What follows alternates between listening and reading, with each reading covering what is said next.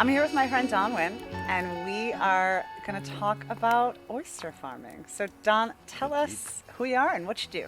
I am a Providence native of 32 years, some odd. And I was one of the co founders of the Ocean State Oyster Fest because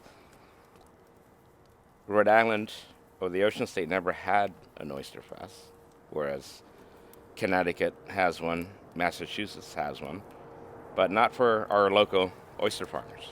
So why not?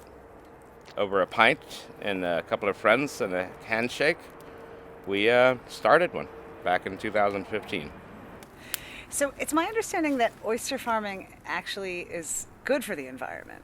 Oh, it's completely good for the environment. And in fact, one oyster will filter about 30 gallons of water in an hour. Wow. Yeah. So, So, we and want a lot of oysters. you want a lot. You want as many as you can have, Cool. and it's natural. They do it. That's how they feed, and they're not really feeding on the nastiness. They were feeding on microorganisms. That's how they grow. But in that process, they actually clean the water. Well, indeed. So, now, how often do you see microplastics in the water? Because I know this has been an ongoing Yeah, conversation. There's a lot of microplastics in the clothing that we wear these days, absolutely. in the fabric that we use. That ends up in the water system. And then, do you see it in the oysters? Yeah, there have been studies where if you're using a body wash that has these little scrubbing kind of nodules in them or orbs, well, those things are actually plastic. And when it goes down the drain, after your shower's done, it actually gets out into the water system, and they're too tiny to be caught by um, standard, you know, straining systems. So they actually make it out to the ocean. So if oysters actually feed on microorganisms, and these beads, you can't even see them, you can just feel them, they end up in the oysters, and they actually kill the oysters. So the microbeads, they don't just ruin the one oyster, though, right? Like they stick around for Yeah, years and years and years. they do stick around because they're plastics. So these beads, they do a lot more harm because they're so small and they're microscopic. They can't be filtered, nor can they be collected.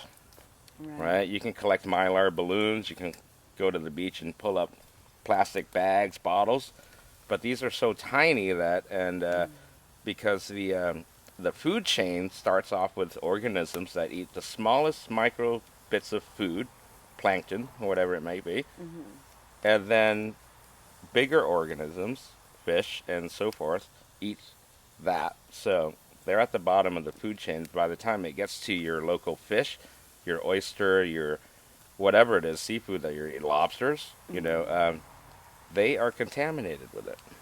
Yeah. Hmm. So it's So not it's the a best. problem, but I feel like it might be a problem we can do something about, right? If we maybe get some of the legislation changed around what's allowed to be used, right? Indeed, yeah. As an example, I think legislation can change the fact that detergent bottles, detergent bottles that you buy off your store shelf is 90% water.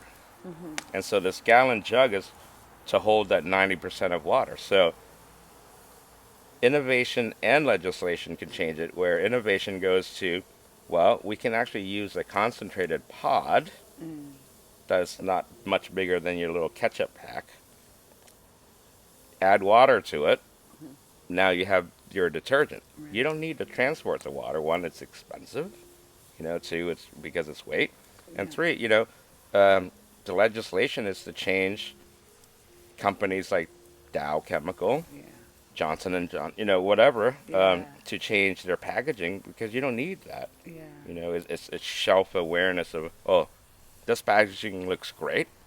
It's bright. It's got to be doing cleaning, but it's mostly holding water. Right. Right. Well, this is what we want to talk about. These are the Yeah, kinds of things going that we back want to to, yeah, going we back want to to educate people. Do you you know, see a lot of discarded clothing and fabric in the water as well? yeah, there are tons of discarded human consumables, right? Mm. And fabrics are one of them. Bottles are another. Mylar balloons. But I think they all come from sort of the same petroleum-based product. And so trying to get away from that, it's like, yeah, wear a garment or have a garment that if it's based petroleum, it's like wear it for 40 years. Right, right. You Well, I know, know it you know, was, microbeads were outlawed in certain facial products yeah, yeah, after a while. yeah.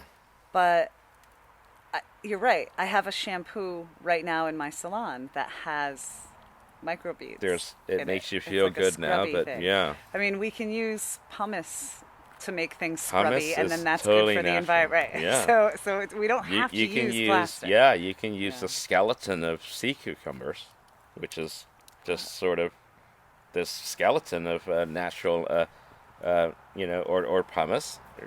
That's a volcanic rock uh, uh, created, or you can use sponges. Uh-huh. A sponge it's It's the a skeleton natural, of yeah. this sea sponge, and that's growable, and those sponges are amazing. Yeah. Well, thank you so much for sharing.